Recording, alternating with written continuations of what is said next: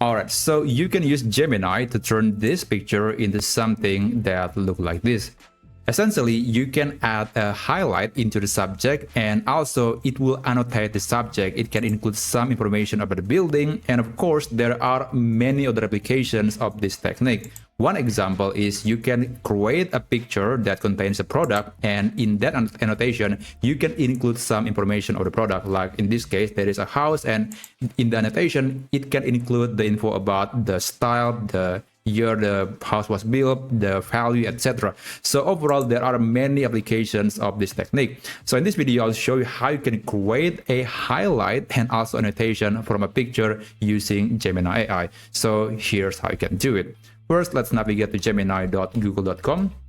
And for this example, I'll try to use a picture of an iPhone. So I'm going to click this button, click upload files, and I have this picture of an iPhone. Let's select that.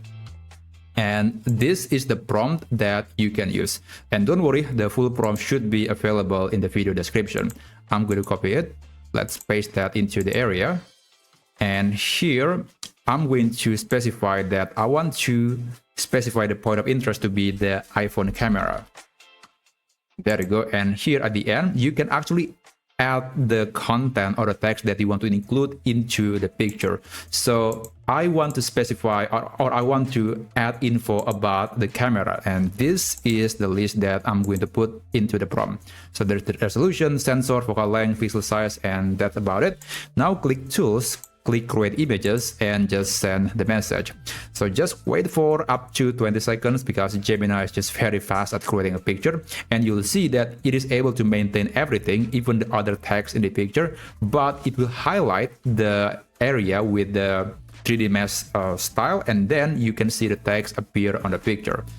All right, so we got this picture. Now in this case, it is actually highlighting not just the camera, but also the full iPhone. And if you're not quite happy with the result, you can click this button to read the process, and hopefully on the next iteration, it can actually specify or select the area that you have specified from the prompt. So essentially, that's how you can create a highlighted annotation using Gemini AI. And of course, this video was inspired by this post from someone on X, and I think it's really amazing. And of course, you can check the prompt in the video description. So thank you so much for watching, and I'll see you on my next video.